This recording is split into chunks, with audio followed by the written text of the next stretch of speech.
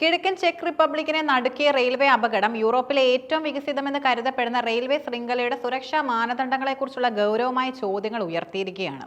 തലസ്ഥാനമായ പ്രാഗിൽ നിന്ന് ഏകദേശം 300 കിലോമീറ്റർ അകലെ സ്ഥിതി ചെയ്യുന്ന ഒരു പ്രധാന റെയിൽവേ പാതയിൽ 2 യാത്രാ ട്രെയിനുകൾ കൂട്ടിയിടിച്ചതിനെ തുടർന്ന് ഡസൻ കണക്കിന് യാത്രക്കാർക്ക് പരിക്കേറ്റു. പരിക്കേറ്റവരിൽ പലരുടെയും നില ഗുരുതരമാണെന്ന റിപ്പോർട്ടുകൾ ഈ അപകടത്തിന്റെ തീവ്രത വർദ്ധിപ്പിക്കുന്നു. ഇത് കേവലം പ്രാദേശികമായ ഒരു അപകടമല്ല, മറിച്ച് സാങ്കേതിക വിദ്യയിലും കാര്യക്ഷമതയിലും ലോകത്തിന് മാതൃകയായി കണക്കാക്കപ്പെടുന്ന യൂറോപ്യൻ റെയിൽവേ സംവിധാനത്തിന് നേരിട്ട വലിയ തിരിച്ചടിയാണ്. ഈ ദുരന്തം ചെക്ക് റിപ്പബ്ലിക്കിന്റെ ഗതാഗത സംവിധാനത്തിലെ പിഴവുകൾ, അടിയന്തര സാഹചര്യങ്ങളോടുള്ള പ്രതികരണം, റെയിൽവേ ഓപ്പറേഷനുകളിലെ മാനുഷികവും സാങ്കേതികവുമായ വീഴ്ചകൾ എന്നിവയെക്കുറിച്ച് ആഴത്തിൽ അന്വേഷിക്കേണ്ടതിന്റെ ആവശ്യകതയിലേക്ക് വിരൽ ചൂണ്ടുന്നു. പ്രാദേശിക സമയം രാവിലെ യാത്രക്കാർ നിറഞ്ഞ സമയത്താണ് ഈ ദുരന്തം സംഭവിച്ചത്. സാധാരണഗതിയിൽ തിരക്കേറിയ പാതകളിലെ സിഗ്നൽ സംവിധാനങ്ങൾ കൂടുതൽ കാര്യക്ഷമമാക്കേണ്ടിയിരുന്നതാണ്. പ്രാഥമിക റിപ്പോർട്ടുകൾ അനുസരിച്ച് അപകടത്തിൽപ്പെട്ട ഒരു യാത്രാ ട്രെയിൻ ചില സാങ്കേതിക കാരണങ്ങളാലോ സിഗ്നൽ കാത്തുകൊണ്ടോ പ്രധാന പാളത്തിൽ നിർത്തിയിട്ടിരിക്കുകയായിരുന്നു. അതേ പാതയിൽ പിന്നാലെ വന്ന മറ്റൊരു യാത്രാ ട്രെയിൻ സിഗ്നൽ അവഗണിച്ചോ അല്ലെങ്കിൽ ബ്രേക്ക് സംവിധാനത്തിലെ തകരാറ് മൂലമോ അതിശക്തമായി പിന്നിൽ ഇടിക്കുകയായിരുന്നു.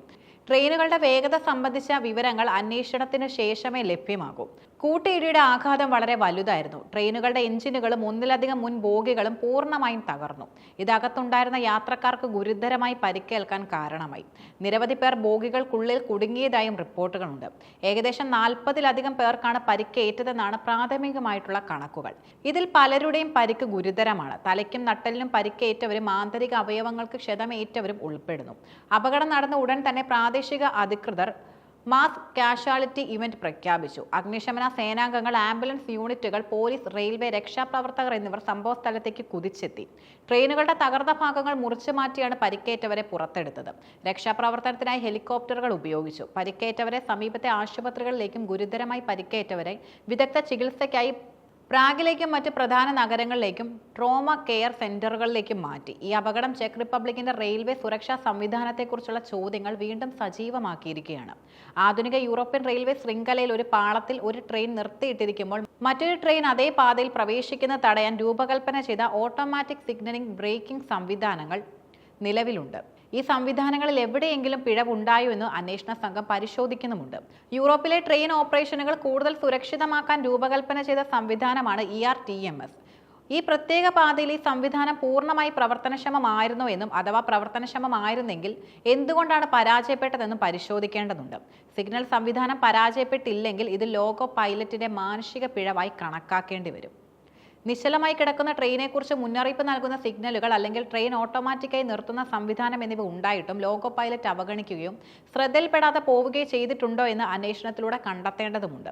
ചെക്ക് റെയിൽവേ ഇൻസ്പെക്ടറേറ്റ് അപകടത്തിൽ സമഗ്രമായ അന്വേഷണം ആരംഭിച്ചിട്ടുമുണ്ട്. ബ്ലാക്ക് ബോക്സ് വിശകലനം, ലോഗോ പൈലറ്റിന്റെ മൊഴി രേഖപ്പെടുത്തൽ, സിഗ്നൽ റൂമിലെ രേഖകൾ പരിശോധിക്കൽ എന്നിവയാണ് അന്വേഷണത്തിന്റെ പ്രധാന ഘടകങ്ങൾ. ചെക്ക് റിപ്പബ്ലിക്കിന് യൂറോപ്പിൽ ഒരു മികച്ച റെയിൽവേ ശൃംഖല ഉണ്ടെങ്കിലും കഴിഞ്ഞ കുറച്ച് വർഷങ്ങളായി റെയിൽവേ അപകടങ്ങൾ രാജ്യത്തെ ആശങ്കയിലാഴ്ത്തുന്നുണ്ട്.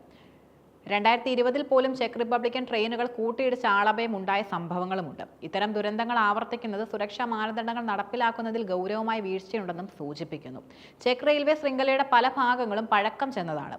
ആധുനികവൽക്കരണവും അറ്റകുറ്റപ്പണികളും സമയബന്ധിതമായി നടക്കാത്തത് അപകട സാധ്യത വർദ്ധിപ്പിക്കാനും കാരണമായേക്കാം. ഈ അപകടം ചെക്ക് ഗതാഗത മന്ത്രാലയത്തിന്മേൽ ശക്തമായി സമ്മർദ്ദം ചെലുത്തും.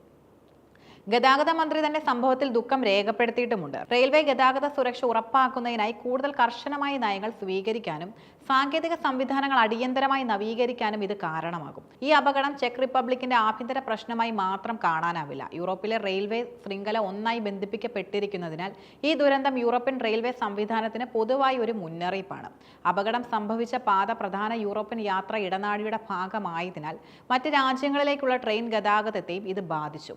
യൂറോപ്പിലെ ട്രെയിൻ യാത്രകൾക്ക് നൽകുന്ന ഉയർന്ന സുരക്ഷയിലും കാര്യക്ഷമതയിലും പൊതുജനങ്ങൾക്ക് നിലവിലുള്ള വിശ്വസ്തതയെ ഈ ദുരന്തം ചോദ്യം ചെയ്യുന്നു. ചെക്ക് റിപ്പബ്ലിക്കിൽ നടന്ന 2 ട്രെയിനുകളുടെ കൂട്ടിയിടി രാജ്യത്തെ മാത്രമല്ല യൂറോപ്യൻ റെയിൽവേ സുരക്ഷാ സംവിധാനത്തെയും ആശങ്കയിലാഴ്ത്തിയിരിക്കുന്ന ഒന്നാണ്.